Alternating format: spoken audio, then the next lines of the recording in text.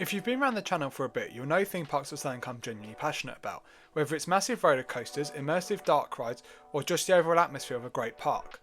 I love breaking down what makes these places special, so in this video I'm going to be talking through my top 10 bucket list theme parks I haven't visited yet but absolutely want to experience at some point. I'll be going through them in order, explaining what draws me to each one and why they've earned their spot on the list. This isn't a ranking of the best theme parks in the world, it's just my personal bucket list as a theme park fan. So let's get right into it. Kicking off the list at number 10 is Blackpool Pleasure Beach in the UK. Now this park is absolutely legendary. It's one of the oldest operating amusement parks in the world, and what makes it special is how it blends classic rides with modern thrill machines, all packed into a surprisingly small space. The biggest reason I want to visit Blackpool Pleasure Beach is the history. Rides like the big one, which held the title for the tallest roller coaster in the UK, are absolute icons. Even today the big one still dominates the skyline and looks incredible running along the seafront. Then you've got Icon, the modern multi-launch coaster weaving through other rides, interacting with the park in a way that feels very European. Then there's also Valhalla, which is often called one of the best water rides in the UK. Massive drops, insane water effects and total chaos. What really puts Blackpool on my bucket list is how raw and old school it feels. It's not overly themed, it's not polished like a Disney park, it's just pure amusement energy, and I absolutely love that. Coming in at number 9 is Energylandia in Poland. This park has exploded onto the theme park scene in just a few years, and honestly it's kind of insane how much they've built in such a short time. The main reason Energylandia is on my bucket list is simple: the roller coaster lineup is ridiculous. You've got Zadra, one of the most intense hybrid coasters in the world, with massive airtime, insane pacing, and that signature RMC intensity. Then there's Hyperion, a hyper coaster that looks absolutely elite, massive drops, speed, airtime and beautiful elements over water. On top of that, the park keeps adding rides at a pace that feels almost unreal. Every year there's something new, bigger and more ambitious. What really makes me want to visit is the value and variety. Energylandia isn't just a thrill park, it has family areas, theme zoned, water rides and an energy that feels like a park trying to prove itself every single season. It feels like a park on a mission and I want to experience that firsthand. At number 8 is SeaWorld Abu Dhabi, and this is probably the most unique park on the list. Unlike traditional sea parks, this one is fully indoors and heavily themed.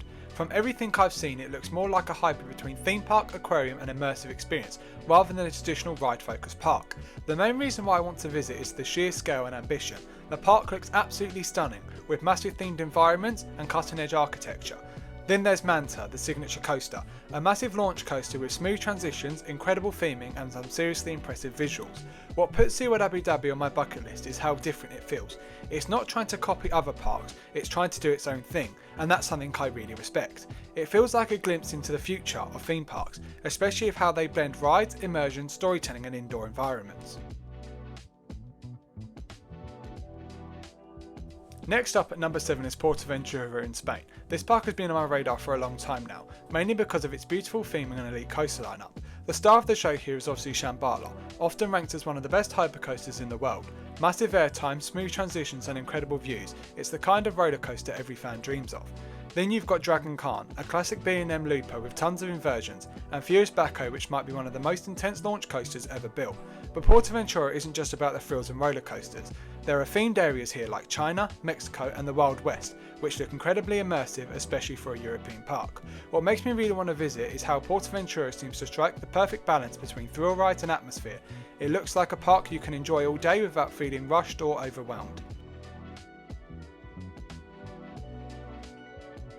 Coming in at number 6 is Disneyland Park in Anaheim, California. This is the original Disney park. This is basically the birthplace of modern theme parks, and that alone earns its spot on the bucket list. What makes Disneyland Anaheim special isn't the size or thrills, it's the charm and history.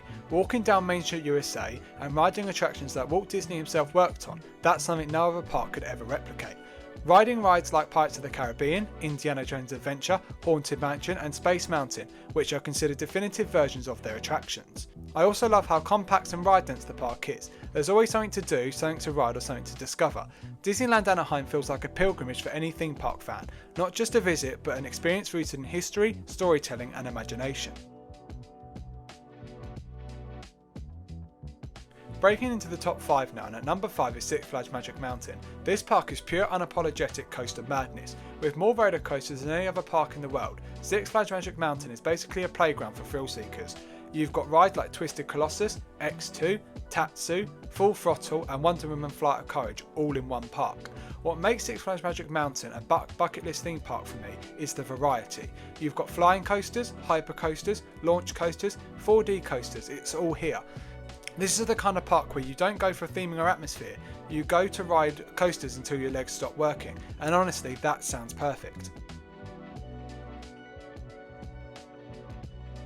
Making it in at the number 4 spot is Efteling in the Netherlands. This park is pure magic. Efteling is all about fairy tales, atmosphere and storytelling, and it does it better than anyone else. This park feels like you're stepping into a storybook, with handcrafted details everywhere you look.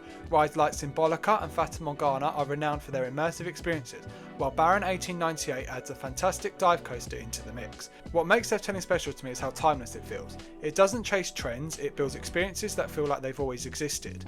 It's the kind of park that makes you slow down, explore and appreciate the details, and that's something that I really value. Taking the number 3 spot and the bronze medal is Phantasialand in Germany. This park is often described as one of the most beautiful theme parks in the world, and from everything I've seen that description is completely deserved.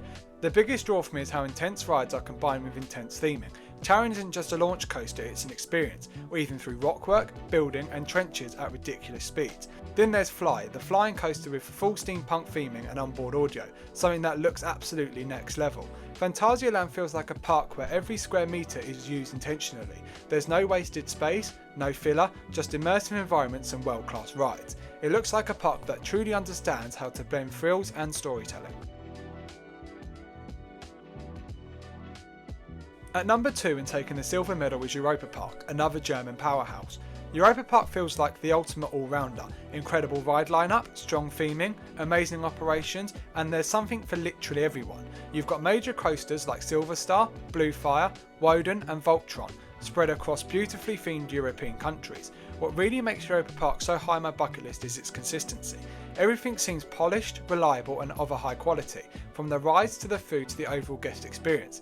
It's the kind of park you could visit on multiple days and still not do everything. Europa-Park feels like a gold standard for what a modern theme park should be. And finally, at the number 1 spot and taking the gold medal is Cedar Point. This is a dream park for me. Cedar Point isn't just a theme park, it's a roller coaster legend. For decades it's been pushing the boundaries, breaking records and redefining what thrill rides can be.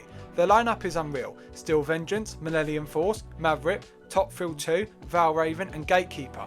It's like the greatest hits album of roller coasters, but what really makes Cedar Point my number 1 bucket list park is the location and atmosphere. Riding coasters along Lake Erie, seeing rides interact with the water, feeling that non-stop thrill energy, it looked absolutely unmatched. Cedar Point feels like the place where coaster dreams do come true. So there you have it, those are my top 10 bucket list theme parks. Every single one of these parks offers something unique, whether it's intense thrills, immersive storytelling or pure theme park history. And honestly, visiting all of them one day would be a dream come true. If you've enjoyed this video, make sure you leave a like and subscribe for more theme park and zoo content on the channel. And let me know in the comments what theme park is at the top of your bucket list. Thanks for watching and I'll see you in the next video.